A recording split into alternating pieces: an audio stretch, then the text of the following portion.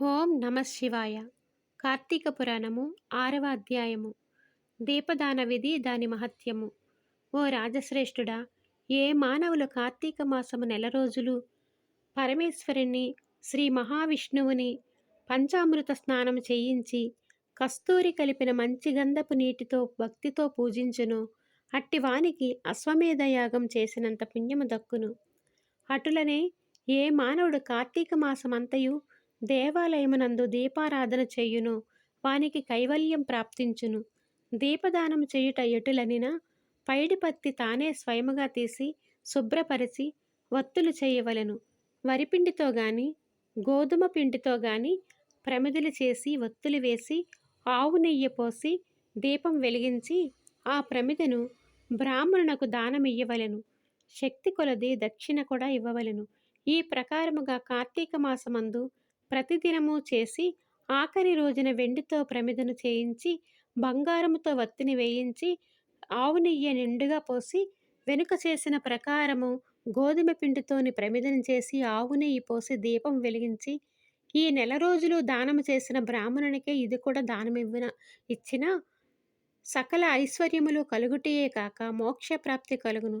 దీపదానము చేయువారు ఇట్లు వచింపవలెను: సర్వజ్ఞాన ప్రదం దివ్యం సర్వ సంపత్ సుఖావహం దీపదానం ప్రదస్యామి శాంతిరస్తు సదా మమ అని స్తోత్రం చేసి దీపదానం చేయవలెను.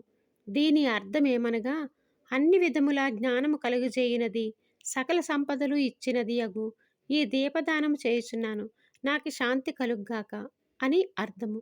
ఈ విధముగా దీపదానము చేసిన తరువాత బ్రాహ్మణ సమారాధన చేయవలెను. స్త్రీలు గాని పురుషులు గాని ఏ ఒక్కరు చేసిన సిరి సంపదలు విద్యాభివృద్ధి ఆయుర్వృద్ధి కలిగి సుఖింతురు. దీనిని గురించి ఒక ఇతిహాసము కలదు, దానిని వివరించెదను, ఆలకించుము అని వశిష్ఠుల వారు ఇలా చెప్పసాగారు. పూర్వకాలమున ద్రవిడ దేశమునందొక గ్రామములోని ఒక స్త్రీ కలదు. ఆమెకు పెండ్లైన కొలది కాలమునకే భర్త చనిపోయాను. సంతానం గాని ఆఖరికి బంధువులు గాని లేరు.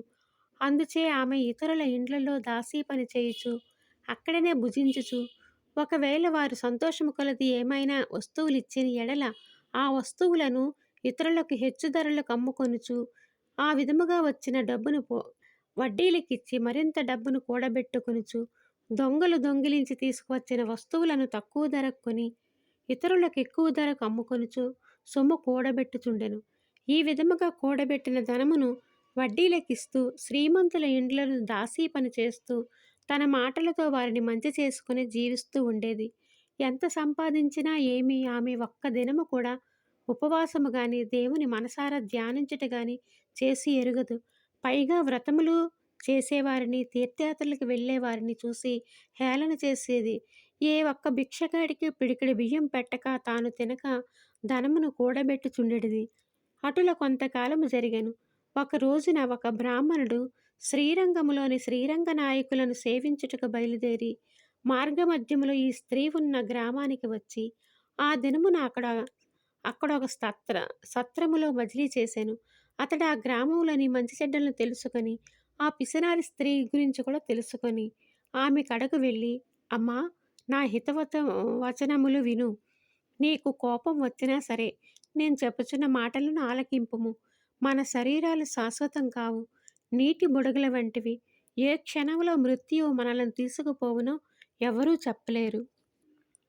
పంచభూతములు సప్తధాతువులతో నిర్మించబడిన ఈ శరీరములోని ప్రాణము పోగానే చర్మము మాంసము కుళ్ళి దుర్వాసన కొట్టి అసహ్యముగా తయారవుతుంది. అటువంటి ఈ శరీరాన్ని నీవు నిత్యమని భ్రమించుచున్నావు. ఇది అజ్ఞానంతో కూడిన దురాలోచన. నీవు బాగా ఆలోచించుకొనుము. అగ్నిని చూసి మిడుత దానిని తినేద్దామని భ్రమించి దగ్గరికి వెళ్ళి భస్మమగుచున్నది. అటులనే మానవుడు కూడా ఈ తనువు శాశ్వతమని నమ్మి అంధకారములో పడి నశించుచున్నాడు. కాన నా మాటలు ఆలకించి నీవు తినక ఇతరులకు పెట్టక అన్యాయముగా ఆర్జించిన ధనమును ఇప్పుడైనా పేదలకు దాన ధర్మాలు చేసి పుణ్యం సంపాదించుకొనుము. ప్రతిదినము శ్రీమన్నారాయణ్ణి స్మరించి వ్రతాధికములు చేసి మోక్షం పొందుము.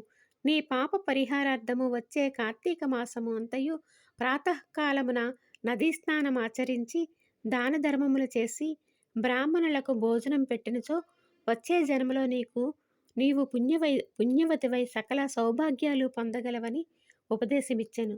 ఆ వితంతురాలు బ్రాహ్మణుడు చెప్పిన మాటలకు తన్మయురాలై మనస్సు మార్చుకొని నాటి నుండి దాన ధర్మములు చేయుచు కార్తీక మాస వ్రతమాచరించుటకు జన్మరాహిత్యమై మోక్షం పొందెను. కావున కార్తీక మాస వ్రతములో అంత మహత్యమున్నది. ఓం నమ శివాయ. షష్టాధ్యాయం 6వ రోజు పారాయణం సమాప్తం.